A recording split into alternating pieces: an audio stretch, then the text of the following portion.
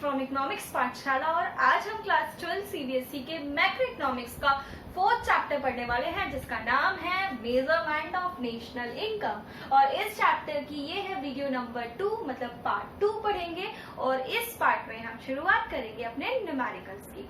आप सभी लोगों से मैं ये कहना चाहूंगी कि इस वीडियो को कंटिन्यू करने से पहले इस चैप्टर को अच्छे समझने के लिए आप इससे पहली वाली वीडियो जरूर देख लें ताकि कॉन्सेप्ट बहुत अच्छे से क्लियर हो जाए। तो इससे पहले मैं आपको समझा चुकी हूँ कि नेशनल इनकम जब हम कैलकुलेट करते हैं तो वो होता है हमारे पास तीन मेथड से हम लोग नेशनल इनकम कर लेते हैं कैलकुलेट। ठीक है, तो पहला मेथड होता है हमारा वैल्यू एडेड मेथड, दूसरा मेथड होता है इनकम मेथड, तीसरा मेथड होता है एक्सपेंडिचर मेथड। ठीक है, तो इसको मैं आपको पहले बताना चाहूँ कि एग्जैक्टली हमारा जो नेशनल इनकम होता है वो होता क्या है। तो हमारा नेशनल इनकम होता है एनएनपी एट एफसी, मतलब net national product at factor cost को हम कहते हैं नेशनल इनकम। और वैल्यू एडेड मेथड से जो वैल्यू निकलती है वो निकलती है जीडीपी एट एमपी, मेरा मतलब है gross domestic product at market price. इस वैल्यू को हम ट्रांसफॉर्म करते हैं अपने एनएनपी एट एफसी में।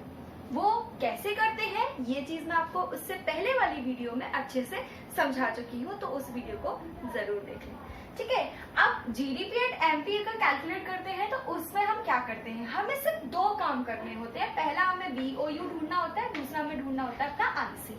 वीओयू में से आईसी माइनस कर देते हैं और बहुत ही सिंपल तरीके से हमारा निकल के आता है GDP at MP. GDP at MP निकालने के लिए वीओयू का मतलब क्या होता है, वैल्यू ऑफ आउटपुट में से माइनस करना होता है इंटरमीडिएट कंजम्पशन। ठीक है, ये दोनों चीजों को हम एक एक करके समझेंगे। पहले समझेंगे हम इंटरमीडिएट कंजम्पशन। बच्चों, एग्जाम में, क्वेश्चन पेपर में, क्वेश्चंस में ये इंटरमीडिएट कंजम्पशन हमें डायरेक्टली गिवन होता है। इंटरमीडिएट कंजम्पशन नहीं दिया गया होगा तो इंटरमीडिएट कॉस्ट दिया गया होगा। अगर इंटरमीडिएट कॉस्ट भी ना दिखे तो इसी को हम दूसरे नाम से जानते हैं परचेज ऑफ रॉ मटेरियल, मतलब कच्चे माल की खरीदारी, वो कहलाती है हमारी इंटरमीडिएट कंजम्पशन। इसके कॉन्सेप्ट को अगर समझना चाहें तो इंटरमीडिएट कंजम्पशन का मतलब होता है ऐसा कुछ कंजम्पशन जो एग्जैक्टली फाइनल ना हो और ना ही प्रॉपर रॉ मटेरियल, मतलब थोड़ा बहुत माल बन गया हो उसमें वैल्यू एडिशन करके हम लोग फाइनल प्रोडक्ट बनाएं। ठीक है, तो ये हमारा होता है इंटरमीडिएट कंजम्पशन।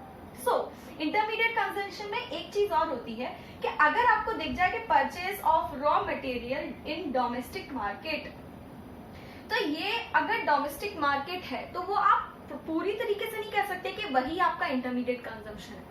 क्यों? क्योंकि हम ना सामान खरीदते हैं, कहाँ पे, अपने घर से भी खरीदते हैं, कुछ बाहर से भी माल मंगाते हैं। मेरा यहाँ पे मैक्रो इकोनॉमिक्स में घर का मतलब है हमारा भारत।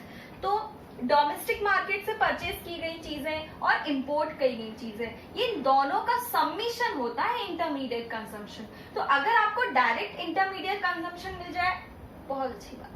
अगर इंटरमीडिएट कंजम्पशन नहीं मिल रहा है, purchase of raw material in domestic market मिल रहा है, तो you need to find out import, आपको क्वेश्चन में दिया होगा। और अगर नहीं दिया, चल मारो, इंपोर्ट नहीं करवाए होंगे, हो सकता है हमने सारा माल अपने डोमेस्टिक मार्केट से लिया होगा।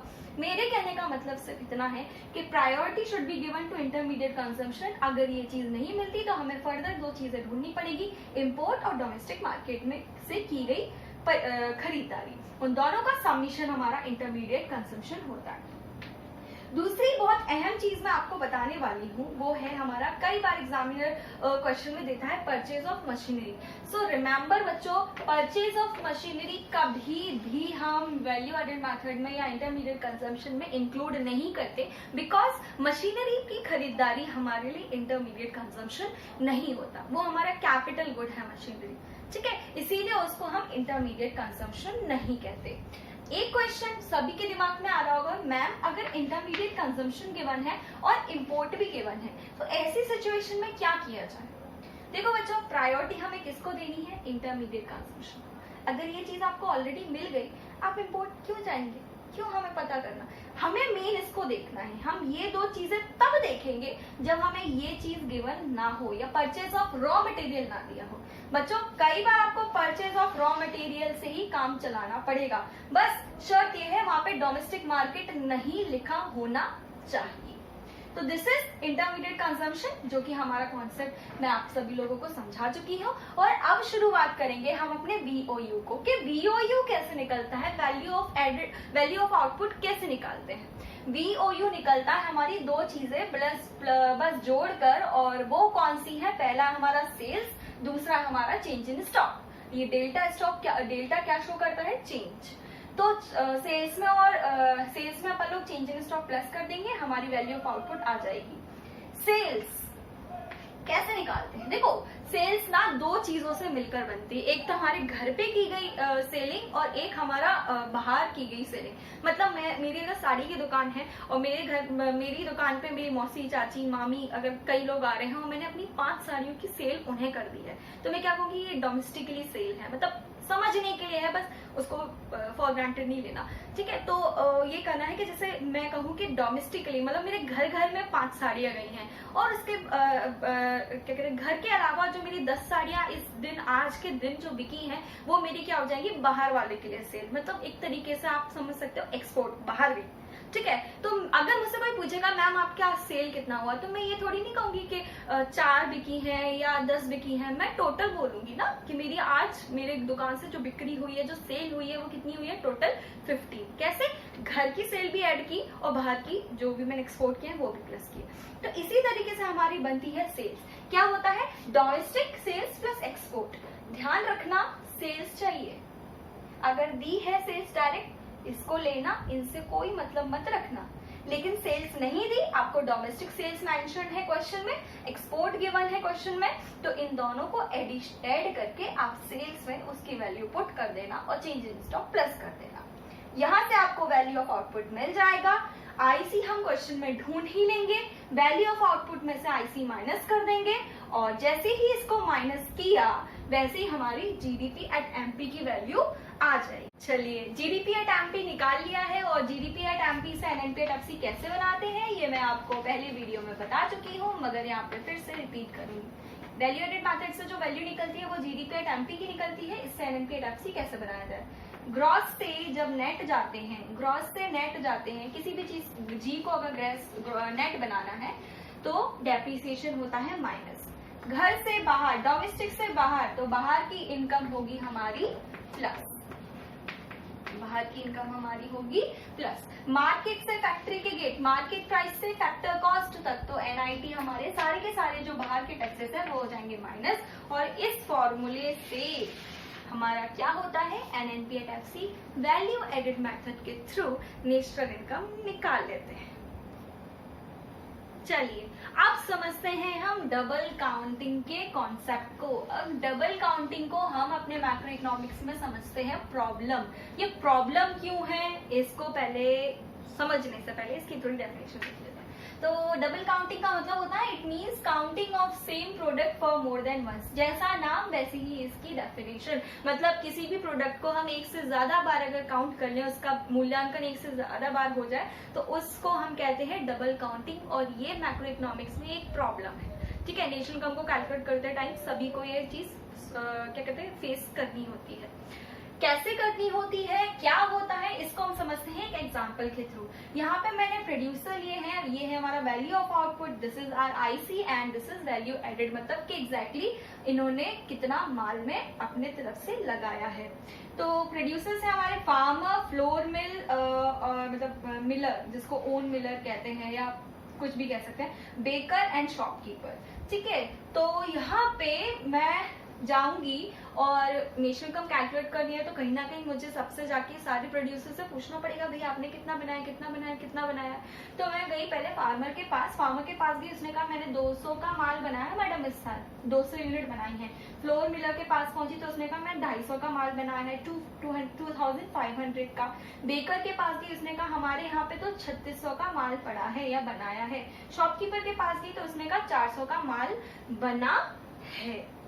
अब जब मैंने ये सारा डेटा लिखा तो मेरा पूरा का पूरा जो वैल्यू आ रही है वो आ रही है 12,100, और देखने में बहुत ही खूबसूरत वैल्यू है, इतनी बड़ी वैल्यू। वाओ, देश में कितना अच्छा प्रोडक्शन चल रहा है, हमारी नेशनल इनकम कितनी अच्छी है। तो प्रॉब्लम कहाँ आ रही है, प्रॉब्लम ये आ रही है मैडम कि आपने क्या किया है, ये जो 2000 है ना, यहाँ भी काउंट कर लिया, यही 2000 की वैल्यू आपने 2 जगह और यहाँ पे अगर काउंट करो तो यहाँ पे भी काउंट हो गया 3 बार। यही 2000 की वैल्यू, सॉरी 2 बार, यही 2000 की वैल्यू इस 4000 में तीसरी बार काउंट हो गई। 2500 की वैल्यू यहाँ पे एक बार फिर से काउंट हो गई और 4000 में ट्वाइस बार फिर से काउंट हो गई। मतलब क्या है कि एक ही चीज की वैल्यू हम ज्यादा मतलब एक से ज्यादा बार काउंट कर रहे हैं, इसीलिए हमारा जो ये क्या कहते हैं प्रोडक्शन की जो वैल्यू दिखा रही है वो दिखा रही है ज्यादा। ऐसी सिचुएशन में मैंने क्या किया, सभी के आईसी पूछे। मैंने कहा भाई तुम माल कितना लेके आए पहले ये बताओ।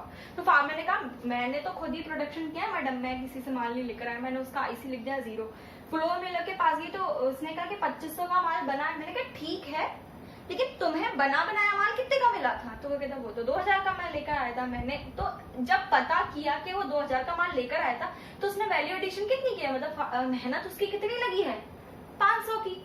सेम मैंने अपने बेकर और शॉपकीपर के साथ किया। उनकी आईसी को उनसे डिडक्ट करके मुझे ये पता चला कि फार्मर ने तो 2000 का माल बनाया है, फ्लोर मिलर ने 500 का वैल्यू एडिशन करके, मतलब उसका योगदान 500 का है, बेकर का 1100 का योगदान है और शॉपकीपर का योगदान है 400।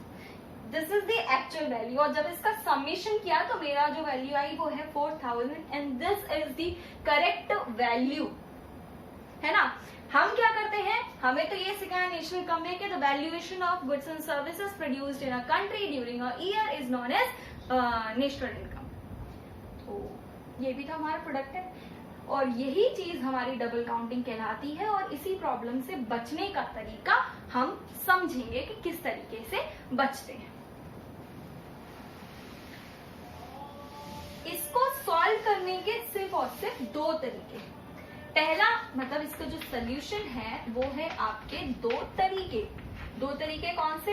पहला जो है वो है आपका प्रोडक्ट मेथड, जो कि हमने अभी पढ़ा। इस मेथड में हम लोग क्या करते हैं, सबसे पूछते हैं कि भाई तुमने कितना बनाया, तुमने कितना बनाया, सबसे पूछते हैं, किसी को बुरा ना लगे, है ना। फार्मर के पास गए, ओनर के पास गए, बेकर के पास गए, सबसे पूछा और सबका हमने लिख लिया। मगर इसमें हम क्या करते हैं, वो एक्चुअल चीज नहीं लेते। हम लोग क्या करते हैं, उसमें से उनका इंटरमीडिएट कंजम्पशन, मतलब वो तो बड़ा चढ़ा के बोले थे मैंने 3600 का माल बनाया, मैंने 4000 का माल बनाया, मैंने 250 का माल बनाया, मैं उनकी आईसी कर देती हूँ उसमें से माइनस। और जैसे ही मैंने उनकी आईसी माइनस कर दी तो उनकी एक्चुअल मेहनत पता चल गई कि उनने एग्जैक्टली देश के हित में कितना प्रोडक्शन, कितना वैल्यूएशन ऐड किया है। तो यहाँ से हमारा ये जो डबल काउंटिंग वाला जो प्रॉब्लम है ना वो सॉल्व हो जाती है। दूसरा जो मेथड है वो है हमारा फाइनल आउटपुट। फाइनल आउटपुट क्या, मैं फार्मर के पास जाऊंगी ही नहीं, मतलब ऐसे प्रोड्यूसर्स के पास नहीं जाऊंगी जो इंटरमीडिएट कंजम्पशन करता है। मैं डायरेक्ट उसके पास जाऊंगी जो फाइनल गुड बना देता है और रट्टा खत्म करता है। क्यों? क्योंकि फाइनल प्रोड्यूसर के पास ना सारी शुरुआत से लेके एंड तक के सारा वैल्यूएशन इकट्ठा होता है। वो जो 4000 हमने शॉपकीपर के पास देखे थे वही है एग्जैक्टली हमारा गुड्स एंड सर्विसेज की वैल्यू, मतलब वही है हमारी नेशनल इनकम। तो 2 तरीके हैं, या तो आप वैल्यू ऑफ आउटपुट में से उनके आईसी माइनस करते चले जाओगे तो आपका वैल्यू एडिशन आ जाता है और ये ही वैल्यू हमारी होती है एग्जैक्ट नेशनल इनकम या valuation of goods and services. या फिर फाइनल आउटपुट की बात करो, सीधे सीधे वो जो शॉपकीपर के पास जो 4000 की वैल्यू थी ना, वही हमारी वैल्यू हो जाएगी नेशनल इनकम। जैसे यहाँ पे 12,100 रुपए थे और आईसी उसमें से मेरे को कितना डिडक्ट करना था, 8100। तो यहाँ पे जो आंसर आएगा वो आएगा हमारा 4000। तो इस तरीके से हम अपने डबल काउंटिंग वाले प्रॉब्लम से निजात पा सकते हैं।